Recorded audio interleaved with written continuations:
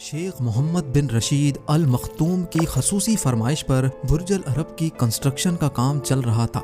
ये building Dubai के ruler के लिए बहुत ही ज्यादा इम्पोर्टेंट थी, क्योंकि इसी बिल्डिंग ने दुनिया भर में दुबई का इम्प्रेशन बनाना था और दुबई का फ्यूचर भी इसी बिल्डिंग पर डिपेंड कर रहा था। 1053 फीट ऊंचा दुनिया का सबसे ऊंचा होटल बनाने के लिए शेख मोहम्मद बिन रशीद ने दुबई के सारे खजाने भी खोल दिए थे। उनको पैसों की परवाह नहीं थी, लेकिन जो चीज उनको चाहिए थी उसको हर कीमत पर कंप्लीट करना बहुत ही ज्यादा जरूरी था। मसला ये नहीं था कि दुनिया का सबसे ऊंचा होटल बनाना है, बल्कि मसला था कि ये ऊंचा तरीन होटल पानी पर बनाना था। जी हाँ, कंस्ट्रक्शन टीम ने दिन रात एक करके दुबई के साहिल से 1300 फीट के फासले पर पत्थरों की मदद से पानी पे एक आइलैंड तो बना लिया, लेकिन जब वहाँ कंस्ट्रक्शन का काम होने ही वाला था तो एक ऐसा वाकया हुआ जिसने उनकी नींदें ही उड़ा दी। एक ताकतवर समंदरी तूफान आया जिसकी इंटेंसिटी इतनी ज्यादा थी कि उसने आइलैंड के पत्थरों को भी हिला दिया था। यहाँ तूफानी लहरों ने आइलैंड को नुकसान पहुंचाया तो दूसरी तरफ दुबई के शाही महल में भी खौफ की लहर दौड़ गई। सबको यही लगने लगा कि जिन तूफानी लहरों ने सिर्फ आइलैंड को ही इतना नुकसान पहुंचाया है, वो बाद में बुर्ज अल अरब को कैसे छोड़ेंगी। आर्टिफिशियल आइलैंड पर दुनिया का सबसे ऊंचा होटल बनने का ख्वाब अब डूबता दिखाई दे रहा था। हर तरफ मायूसी फैल चुकी थी और कंस्ट्रक्शन का काम हॉल्ट पे जा चुका था। लेकिन तभी एक इंजीनियर ने एक ऐसा सॉल्यूशन पेश किया जिससे चाहे तूफानी लहरें हों या फिर हरिकेन, आइलैंड फौलाद बनकर खड़ा रहेगा। नाजरीन, दुबई के साहिल पर फख्र से खड़ी ये बिल्डिंग, जिसको हम बुर्ज अल अरब के नाम से जानते हैं, ये building dream palace of Dubai के नाम से भी पहचानी जाती है। फ्रांस के एफिल टावर से भी ऊंचा 321 मीटर लंबा ये दुनिया का सबसे ऊंचा होटल है, जिस पर $1 बिलियन यानी 7,500 करोड़ रुपयों का खर्चा हुआ था। मैन मेड आइलैंड पर यह दुनिया की सबसे पहली और ऊंची तरीन बिल्डिंग है और साथ ही सबसे ज्यादा लग्जरियस भी। जिस होटल में सिर्फ एक रात गुजारने का रेंट ही 18 लाख रुपयों के बराबर हो, उस बिल्डिंग की शान और शौकत का अंदाजा लगाना आपके लिए मुश्किल नहीं होगा। लेकिन दुबई के रूलर के लिए बुर्ज अल अरब बनाने का फैसला काफी ज्यादा मुश्किल था। जी हाँ, 1950s में दुबई मछेरों का गढ़ हुआ करता था, लेकिन जब 1960s में दुबई से ऑयल निकलना शुरू हुआ तो दुबई के हालात कुछ बेहतर होने लगे। जहाँ उनको ऑयल निकलने की खुशी मिली, वहीं उनको एक बुरी खबर भी सुनाई गई। जियोलॉजिस्ट ने बताया कि दुबई से निकलने वाला तेल सिर्फ 2016 तक ही चल सकेगा, यानी दुबई के पास सिर्फ 2016 तक का टाइम था। उसके बाद उनके सर्वाइवल का कोई चारा नहीं था। शेख मोहम्मद बिन रशीद चाहते थे कि दुबई को एक टूरिस्ट स्पॉट बनाया जाए, लेकिन आखिर ये मुमकिन कैसे होता, क्योंकि उस वक्त दुबई के पास सिर्फ 3 एसेट्स थे, सन, सी और सैंड।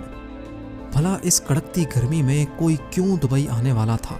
टूरिस्ट को अट्रैक्ट करने के लिए जरूरी था कि टूरिस्ट स्पॉट बनाया जाए, और यही वो स्पॉट था जिसका ख्वाब शेख मोहम्मद बिन रशीद ने देखा था।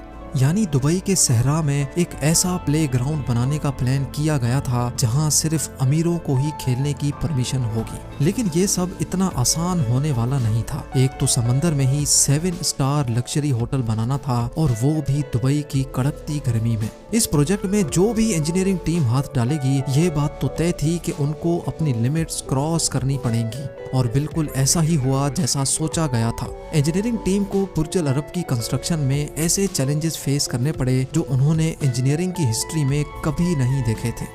चैलेंज नंबर 1, सबसे पहला चैलेंज था शेख को इम्प्रेस करने का। यानी दुबई ये प्रोजेक्ट बनवाना तो चाहता था, लेकिन उसके लिए जरूरी था कि कोई ऐसा डिजाइन लेकर आए जो पहली नजर में ही शेख की आंखों में बस जाए। ब्रिटिश आर्किटेक्ट टॉम राइट और उसकी टीम ने ये मुश्किल काम अंजाम देने के लिए हामी तो भरी, पर उनके पास इतना एक्सपीरियंस नहीं था। टॉम राइट ने इससे पहले सिर्फ मामूली स्ट्रक्चर्स और स्कूल बिल्डिंग्स के डिजाइन बनाए थे, लेकिन बुर्ज अल अरब का डिजाइन बनाने के लिए उनको अपनी लिमिट्स भी क्रॉस करनी पड़ी। जी हाँ, वो ये डिजाइन इमेजिन करने के लिए यॉट में बैठकर साहिल से काफी दूर गए, और तब उन्होंने एक सेलिंग बोट को वहां से गुजरते हुए देखा। टॉम राइट का कहना था कि समंदर से देखने पर साहिल पर मौजूद सेलिंग बोट दूर से ही काफी यूनिक लुक दे रही थी, और यही वजह थी कि उन्होंने ये डिजाइन बनाकर शेख के सामने पेश किया। दुबई के रूलर ने जब ये डिजाइन देखा तो वो बहुत इम्प्रेस हुए और उसको फौरन अप्रूव कर लिया। Challenge number 2। टॉम राइट को शेख के ऑफिस से डिजाइन का अप्रूवल तो मिल चुका था और अब बारी थी काम स्टार्ट करने की। लेकिन यहीं एक और मसले ने इनका रास्ता रोक लिया, क्योंकि डिजाइन के हिसाब से इस आलीशान सेलिंग बोट डिजाइन को पानी के ऊपर होना था, जिसके लिए एक आइलैंड की जरूरत थी और वो आइलैंड यहाँ मौजूद नहीं था। कंस्ट्रक्शन टीम अच्छी तरह जानती थी कि नया आइलैंड बनाने में कॉस्ट भी बढ़ेगी और बुर्ज अल अरब को समंदरी तूफान से खतरा भी होगा। लेकिन इससे भी बड़ा मसला ये था कि इनको 1050 फीट ऊंचा स्ट्रक्चर एक ऐसे आइलैंड पर बनाना था जिसको आज से पहले किसी ने बनाने की कोशिश भी नहीं की थी। 1995 की स्टार्टिंग में आइलैंड बनाने का काम स्टार्ट कर दिया गया। प्रोजेक्ट आर्किटेक्ट साइमन क्रिस्प इस प्रोजेक्ट को लीड कर रहे थे और इन्होंने साहिल समंदर से 1300 फीट दूर पानी के नीचे पत्थर डलवाना शुरू कर दिए। 5 महीनों की अनथक मेहनत के बाद इस आइलैंड की शक्ल सामने आने लगी। इस आइलैंड को अपने ऊपर 2 लाख टन वजन बर्दाश्त करना था, जो तकरीबन 50,000 एशियन एलिफेंट्स के वजन के बराबर बनता है।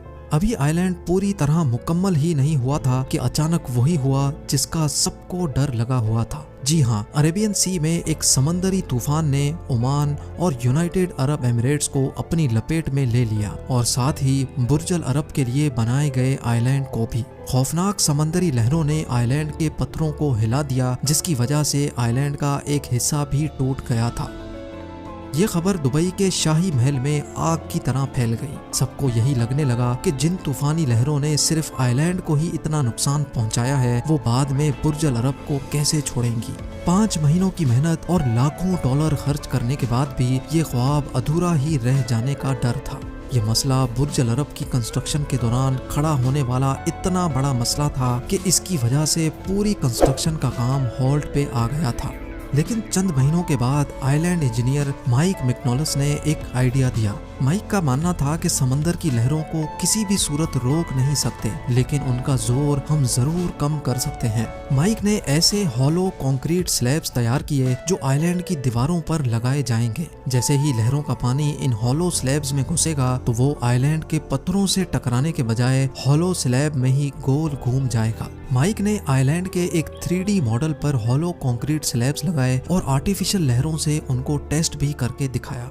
हैरत अंगेज तौर पे आइलैंड की दीवारों पर लगने वाला जोर 50% तक कम हो चुका था। ये खबर मिलते ही कंस्ट्रक्शन टीम में एक बार फिर से जान आ गई।